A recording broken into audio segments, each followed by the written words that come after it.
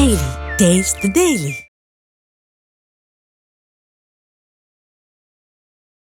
இது ஆற்காடு சுரேஷோட ஒய்ஃப் என்ன பண்ணுறான்னா, இதுதான் சபதம்ன்றது. கொல்லப்பட்ட அன்னைக்கு தாலியாக இருக்கணும், தாலியாக அறுத்து வச்சிருந்துருக்கு. 16வது நாள் அந்த தாலியோடைய சரடோட எடுத்து தன்னுடைய குழந்தைனார் கொடுத்து இதை அடகு வச்சு விற்றோ ஒரு அமௌண்ட் தேர்த்தி இதை பேஸாக வச்சு எதிரிகளை கொள்ளணும். ஆனால் இது அடிக்கடி அந்த கால் வந்துடும், அடிக்கடி போயிருக்குன்னு போது யாரான்னு பார்த்தா ஒரு விஐபி, யாருன்னா நெல்சனோட ஒய்ஃப். இது எதுக்கு அடிக்கடி வந்து ரவுடியை கான்டாக்ட் பண்ணியிருக்கான்னு பார்த்தா, மொட்டை கிருஷ்ணன் ரவுடி மட்டும் கிடையாது, வழக்கறிஞர். ஒருவேளை இப்போ அவருக்கு நிறைய பணம் புழங்குது. யாருக்கு? நெல்சனுக்கு ஒரு மிகப்பெரிய அளவில் பேமெண்ட் வந்திருக்கு. வாழ்நாளில் பார்க்காத ஒரு பேமெண்ட் வரும்போது ஒரு இடத்த வாங்கலான்னு முடிவு பண்ணியிருக்கலாம். அங்கே இருக்கிற ஏதாவது காசு கேட்டிருப்பான். சரி அண்ணன்ட்ட சொன்னால் கேட்க மாட்டாருன்னு யார்கிட்டயா ரெக்கமெண்டேஷன் போயிருக்கலாம். மொட்டை பாபு ஒரு வக்கீல் இருக்காருன்னு இருப்பாங்க, பேசியிருக்கலாம். வணக்கம் சார். வணக்கம். ஆம்ஸ்ட்ராங் கொலை வழக்கு ஒரு நீண்ட நெடிய வழக்காக தொடர்ந்துட்டு இருக்கு. கிட்டத்தட்ட 23 பேரை வந்து கைது பண்ணியிருக்காங்க. இந்நிலையில் ஆற்காடு சுரேஷ் அவருடைய மனைவி பொற்கொடி அவர்களை வந்து இப்போ போலீஸ் கஸ்டடி எடுத்திருக்காங்க.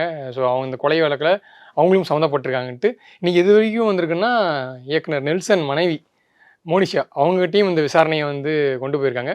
நான் ஃபஸ்ட்டு இந்த பொற்கொடி கைது சொல்லுங்கள் சார்.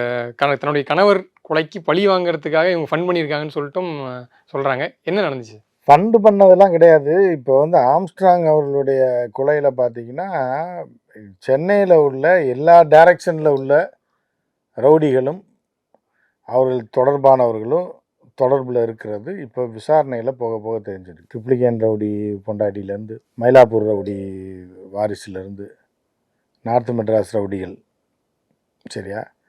அதே மாதிரி பார்த்தீங்க அப்படின்னா அவர் கூடயே இருந்தவர்கள், அண்ணான்னு கூடயே இருந்தவர்கள், அஸ்வத்தாமன் போன்றவர்கள், அதுக்கப்புறம் அவர் கட்சியிலே இருந்தவங்க, அவருடைய உறவினர்களாக இருக்கக்கூடியவர்கள், இப்படி எல்லாம் பார்த்தீங்கன்னா ஒரே சர்க்கிளில் தான் வருது எல்லாம்.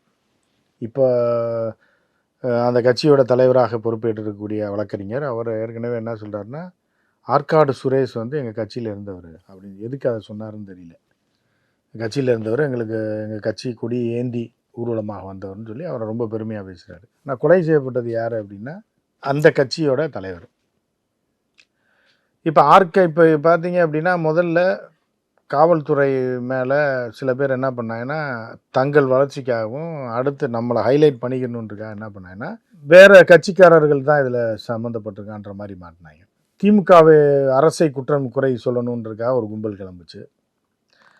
தலித் இயக்கங்களை சேர்ந்தவர்கள் வந்து இதை காரணமாக வச்சு அவங்கள பூராத்தையும் அசிங்கப்படுத்துறதுக்கு ஒரு கும்பல் ரெடி ஆச்சு. அதற்கப்புறம் என்னென்னா, பிஜேபிக்காரர்கள் இதில் இருக்கான் அப்படின்ற மாதிரி ஒரு பேச்சு, ஆருத்ரா வழக்கு அது தொடர்பான விஷயங்கள் பேசப்பட்டது. இப்படி பல்வேறு ஆங்கிளில் வதந்திகளும் அதுகளும் யூடியூப்லேயும் இதுலேயும் டிவிலையும் மெயின் ஸ்ட்ரீம் மீடியாலையும் ஆட்டாருன்னு ஆட்டினாங்க. இப்போ இதில் என்ன அப்படின்னு பார்த்தீங்கன்னா, ஒரு விஷயம் நல்லா தெரியுது. ஒரு மறைமுகமான ஒரு சர்க்கிள் இருக்குது. அந்த சர்க்கிள் தான் சென்னையை இயக்கிட்டு இருக்கு. இந்த கொலை செய்யப்பட்டவரும் சரி, கொலை செய்தவர்களும் சரி, அந்த எல்லாருமே அந்த சர்க்கிளை சேர்ந்தவர்களாக இருக்கு. ஏதோ ஒரு வகையில் லிங்கில் இருக்காங்க. குடுக்கல் வாங்கல் ஏதோ ஒன்று குடுக்கல் வாங்கலையோ, இல்லை உறவினராகவோ, இல்லை அதே கட்சியை சேர்ந்தவர்களாகவோ, இல்லை அதே இனத்தை சேர்ந்தவர்கள், ஜாதியை சேர்ந்தவர்களாகவோ, இல்லை வந்து அதே மாதிரியான தொழில் செய்யக்கூடியவர்களாகவோ ஏதோ ஒரு வகையில் லிங்க் ஆகுது. அப்படி தான் நம்ம பார்க்க முடியுது. இப்போ கொலை செய்யப்பட்ட இவர் ஆம்ஸ்ட்ராங் அவர் வேறு ஒரு நிலைப்பாட்டு அரசியலில் போனதாக தான் இப்போ தகவல் வருது. அவர் வந்து கட்ட பஞ்சாயத்தில் இந்த மாதிரி சீரியஸான ரொம்ப ரவுடிசத்தில் இறங்கி அடியாளை வச்சு வைக்கிறது அந்த மாதிரி ஏதாவது செஞ்சாரானா அப்படி பெருசாக இல்லை. ஆனால் கட்ட பஞ்சாயத்துக்காரர்களுடைய இவருக்கு தொடர்பு இருந்திருக்கு, லிங்கில் இருந்திருக்காங்க, அவர்களோட பேசியிருக்காங்கன்ற மாதிரியான இந்த நிலம் குடுக்கல் வாங்கலாம் எல்லாம் இருந்திருக்கு. அதே மாதிரி பார்த்தீங்கன்னா, இப்போ ஆற்காடு சுரேஷ் எடுத்துக்கிட்டிங்கன்னா, ஆற்காடு சுரேஷுக்கும் இவர் தெரிந்தவராக தான் இருந்திருக்காரு, தெரியாத நபர் கிடையாது. ஆற்காடு சுரேஷும் திரு ஆம்ஸ்ட்ராங்கும் தெரிந்தவர்களாக தான் இருந்திருக்காங்க. இப்போ ஆற்காடு சுரேஷ் வந்து இந்த கட்சியிலே இருந்தவர் அப்படின்னு சொல்லி யார் சொல்கிறாருன்னா, தற்போதைய தலைவர் சொல்கிறார். அப்போ இவரெல்லாம் அந்த கட்சியில் இருந்திருக்காங்கன்றது வருது. பலரும் வந்து ஒரே ஒரு இதை சேர்ந்தவர், இனத்தை சேர்ந்தவர்களாக இருக்காங்க. அதுக்கப்புறம் பார்த்தா வேறு சிலரும் உள்ளே வராங்க, அதே சாதியை சேர்ந்தவர்களாக இருக்காங்க, வேறு கட்சியில் இருக்கவர்களாக இருக்காங்க. காங்கிரஸை சேர்ந்த ஒருத்தர் உள்ள வராரு, பிஜேபி சேர்ந்த அஞ்சலை, பாரதிய ஜனதா கட்சியோடைய மாவட்ட அஞ்சலை, அந்த அம்மா பார்த்தா பிஜேபியில் இருக்குது, கஞ்சா வியாபாரி, சாராய வியாபாரி, அது உள்ளே வருது. அப்போ இதை கட்சி பாகுபாடு இல்லை அப்படின்றது தெரியுது, சாதி பாகுபாடு இல்லைன்றதும் தெரியுது. ஒரே சாதியாக தான் இருக்குது. கொலை செய்தவரும் கொலை செய்யப்பட்டவரும் சரி, கொன்னவன் வந்து ஜெய்பீம்னு சொல்லி தான் வெட்டியிருக்கான். அவரை ஈர்க்கிறதுக்காக, ஜெய்பீன்ற வார்த்தை அவருக்கு பிடிச்ச வார்த்தைனால அதை சொல்லி அவரை ஈர்த்து நம்ப வைத்து அடுத்த செகண்டில் பண்ணியிருக்கான். ஸோ வந்து இப்படி பலது இருக்குது. அப்புறம் அடுத்தடுத்த விசாரணையில் ஒவ்வொருத்தர் பேரை சொல்கிறான். உனக்கு யாரா சொன்னா அப்படின் போது தான் இப்போ நீங்கள் சொல்லக்கூடிய ஆற்காடு சுரேஷோட ஒய்ஃப் வருது. அந்த அம்மா வந்து ஆந்திராவில் தலைமறைவாக இருக்குது. அதை சீன்லே இல்லாமல் இருக்குது. ஆற்காடு சுரேஷோட தம்பி தான் அதுக்கு ப்ரைம் அக்யூஸ்டாக பொன்னை பாலு சென்டர் ஆஃப் க்ரைமில் இருக்காப்புல. அப்போ பொன்னை பாலுவை யார் தூண்டி விட்டா, பொன்னை பாலுக்கு யாஸ் கொடுத்தா, பொன்னை பாலு யாரெல்லாம் கான்டாக்ட் பண்ணா, பொன்னை பாலு கான்டாக்ட் பண்ண ஆட்களுக்கும் இவருக்கு என்ன தொடர்பு, இவரை எதற்காக அவர்கள் கொள்வதற்கு ஒப்புக்கொள்ள வேண்டும் அப்படின்ற வகையில் இது விசாரணை வந்து ஒரு ஆக்டோபஸ் கை மாதிரி விரிஞ்சு போகும்போது கடைசியில் இதோடைய ஆணி வேறு எங்கே அப்படின்றத நெருங்கிட்டு இருக்காங்க காவல்துறை. கிட்டத்தட்ட நெருங்கிட்டாங்க. 90% இந்த வழக்கில் வந்தால் கூட இது ஆற்காடு சுரேஷோட ஒய்ஃப் என்ன பண்ணுறான்னா, இதுதான் சபதம்ன்றது. நீங்கள் இந்த கொலைகாரர்கள் இந்த கடை வந்து நகை கொள்ளை அடிக்கிறவங்கலாம் எங்கே போய் அந்த காசை பிரிச்சுக்குவாங்கன்னா சுடுகாட்டில் போய் தான் பிரிப்பான் ஒரு காலத்தில். இப்போ கிடையாது. இப்போ சுடுகாடே வெளிச்சமாக இருக்குது. இப்போ சோடியம் வேப்பர் லைட்டு போட்டு வச்சுருக்காங்க. அந்த காலத்தில் என்னென்னா சுடுகாடுனா இரவு நேரத்தில் காவல்துறை யாராக இருந்தாலும் போக மாட்டாங்கல்ல. அந்த தொழிலில் உள்ளவங்க பிணம் எரிப்பவர்கள் இவர்கள் தான் போவாங்க. சுடுகாட்டில் போய் நடுராத்திரில் போகிறவன் யாராக இருக்கும் அப்படின்னா இந்த மண்டவோடு பூஜை பண்ணுறவன் ரொம்ப ரேரு. இன்னொன்று வந்து இந்த கொள்ளைக்காரர்கள். அவன் ஃபுல் போதையில் அங்கே போய் அவனுக்கு ஒளிகிற இடமே எதுனா சுடுகாடு தான். இப்போ தானே ரூமு லாட்ஜு ஹோட்டல்னு இவ்வளோ வருஷம், ஒரு 30 வருஷத்துக்கு முன்னாடிலாம் அப்படிலாம் கிடையாது. போலீஸ் பிடிச்சிரும். சுடுகாட்டுக்கு போனால் யாருமே வரமாட்டாங்க. ஊருக்காரன் வரமாட்டான், ஊர் பெரிய மனுஷன் வரமாட்டான், ஏன்னா அந்த ஊர் தலையாரி வரமாட்டான். சுடுகாட்டுக்கு எவனுமே வரமாட்டாங்க. ஏங்க வரான்? நடுராத்திரில் எதுக்கு சுடுகாட்டுக்கு போகிறான்னு ஒரு வடிவேல் காமெடி. அதுதான் நடுராத்திரில் எதுக்கு சுடுகாட்டுக்கு போகிறாங்க? எவனும் போலீஸே வரமாட்டாங்க. சுடுகாட்டில் அந்த இப்போ அக்யூஸ்ட் ஒளிஞ்சிருக்கான்னா கூட நைட்டு போலீஸ் வராது.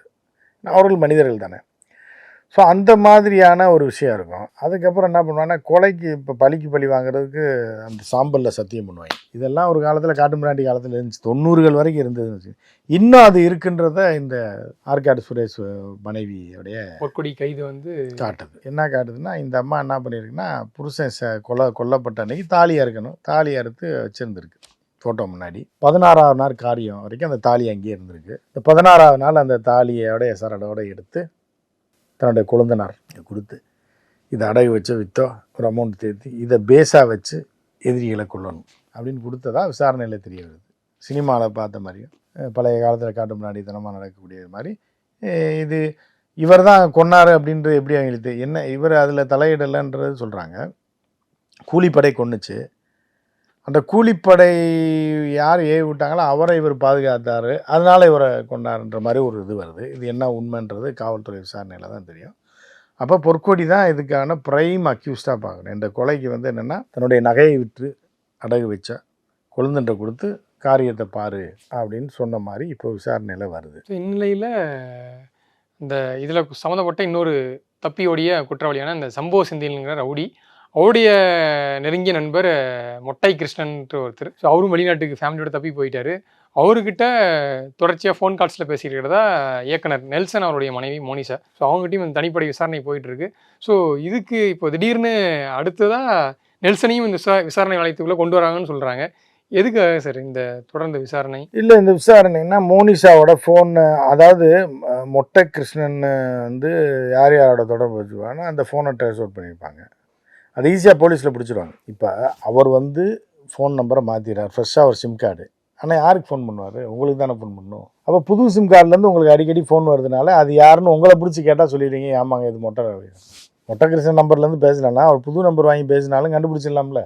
ஸோ அந்த வகையில் கண்டுபிடிக்கும் போது மொட்டை கிருஷ்ணன் என்ன நம்பர் வச்சுருந்தாருன்றது போலீஸுக்கு தெரிஞ்சிருக்கும். அதை ட்ரேஸ் அவுட் பண்ணி அதோடைய பேக்கப் ஹிஸ்ட்ரி எடுக்கும்போது என்ன ஆகுதுன்னா, ஒரு நம்பர்லேருந்து அடிக்கடி கால் வந்திருக்கு, இங்கேருந்து அங்கே கால் போயிருக்கு, அடிக்கடி போயிருக்கு. ஏன்னா நீங்கள் வந்து லோன் வேணுமான்னு கேட்டு கூட பிள்ளைங்க ஃபோன் பண்ணுவாங்க, அந்த நம்பராக கூட இருக்கலாம். ஆனால் இது அடிக்கடி அந்த கால் வந்துருக்கு, அடிக்கடி போயிருக்குன்னு போது யாரான்னு பார்த்தா ஒரு விஐபி, யாருன்னா நெல்சனோட ஒய்ஃபு. இந்த மாதிரி லேடி இது எதுக்கு அடிக்கடி வந்து இந்த ஒரு ரவுடியை கான்டாக்ட் பண்ணியிருக்கான்னு பார்த்தா, மொட்டை கிருஷ்ணன் ரவுடி மட்டும் கிடையாது, வழக்கறிஞர். அப்போ வழக்கறிஞர்னால் எதுக்காக விசாரிக்கிறாங்க என்ன ஏதுன்னு போய் பார்க்கும்போது என்ன காரணத்தை சொன்னார்கள் என்று தெரியவில்லை விசாரணையில். அப்போ அவங்க வீட்டுக்காருக்கு தெரியாமல் நீங்கள் எப்படி பேசுனீங்களா, இல்லை தெரியுமா, தெரிஞ்சுதான் பேசுனீங்களா அப்படின்னு அவரையும் விசாரிக்க வளையத்துக்குள்ளே கொண்டு வந்திருக்காங்க. அப்படிங்கும்போது அது உண்மையிலே அவர் கொலை செய்வதற்காக அந்த பெண் வந்து நெல்சனோட ஒய்ஃப் உடந்தையாக இருந்தாங்க அப்படின்னா அப்படி வாய்ப்புகள் நம்ம சொல்ல முடியாது. விசாரணையில் தான் எல்லாமே தெரியும். ஒருவேளை இப்போ அவருக்கு நிறையா பணம் புழங்குது. யாருக்கு? நெல்சனுக்கு ஒரு மிகப்பெரிய அளவில் பேமெண்ட் வந்திருக்கு. ஏன்னா ரஜினி படம் ஒரு வாழ்நாளில் பார்க்காத ஒரு பேமெண்ட் வரும்போது ஒரு இடத்த வாங்கலான்னு முடிவு பண்ணியிருந்துக்கலாம். அங்கே வாங்கும்போது ஏதாவது கட்ட பஞ்சாயத்துக்காரங்க வாங்கிடலாம். பெரிய கோடிக்கணக்கில் ஒரு ஈசிஆரில் இல்லை எதையோ ஒரு இடத்துல ஒரு இடத்த சொல்கிறாரு. அங்கே இருக்கிறவன் ஏதாவது காசு கேட்டிருப்பான். சரி அண்ணன்ட்ட சொன்னால் கேட்க மாட்டாருன்னு என்கிட்ட ரெக்கமெண்டேஷன் போயிருக்கலாம். மொட்டை பாபு ஒரு வக்கீல் இருக்காருன்னு இருப்பாங்க, பேசியிருக்கலாம் மொட்டை கிருஷ்ணன்ட்ட. அப்புறம் அவர் தீர்த்து தரேன், எனக்கு இவ்வளோ அமௌண்ட் கொடுத்தீங்க, ஏதோ ஒன்று சொல்லியிருந்துருக்கலாம். அப்படியா கூட இருக்கலாம். ஸோ இதெல்லாம் விசாரணையில் தான் தெரியும். அதுக்காக நெல்சனோட ஒய்ஃபு உடனே வந்து கொலை இதில் தலையிட்டு அவர் ஒரு ஆளாக இருந்தாருன்னுலாம் சொல்ல முடியாது. அதுதான் காவல்துறை எடுத்திருக்காங்க. எல்லாமே காவல்துறை விசாரணையில் உண்மை என்னன்றது தெரியும். நீங்கள் சொன்ன மாதிரி போக போக இந்த காவல்துறை விசாரணை தான் இந்த வழக்கை இன்னும். ஆமாம், அவர் அருண் அவர்களை போட்டதுக்கப்புறம், கமிஷனர் போட்டதுக்கப்புறம் எந்த வழக்குலையும் இவ்வளோ டீப்பாக போனதே இல்லையே. அவங்க நினச்சிருந்தா கேஸை வந்து 7 பேர் வெட்டினா 7 பேரை பிடிச்சோன்னு முடிச்சிருக்கலாமே. அதோட பின்னணி, அவனோட பின்னணின்னு போய் அதோட ரூட் காஸ் வரைக்கும் பிடிச்சிட்டாங்கல்ல. இப்போ டெய்லியும் விசாரணை அப்டேட்ஸ் வந்துகிட்டு தான் இருக்கு. யார்கிட்ட விசாரணை பண்றாங்க, என்ன ஆச்சரியமாகவும் அதிர்ச்சியமாக இருக்கும். காவல்துறைக்கே அப்படி தான் இருந்திருக்கும். இவ்வளோ பெரிய நெட்வொர்க்கடா போட்டீங்க, இவ்வளோ பேரடா உள்ளே இருக்கீங்க, இவ்வளோ பேரடா காசு கொடுத்துருக்காங்க அப்படின்ற மாதிரியான ஒரு அதிர்ச்சி தரக்கூடிய விசாரணையாக தான் அது இருக்குது. ஸோ போக போக காவல்துறையை கண்டுபிடிக்கிறதுல என்னன்றது உங்களுக்கு தெரியும். கண்டிப்பாக சார். நேரம் ஒதுக்கி இதை பற்றி, இந்த வழக்கை பற்றி நிறைய தகவலை ஷேர் பண்ணிட்டீங்க. உங்கள் நேரத்திற்கு நன்றி சார். Taste the Daily.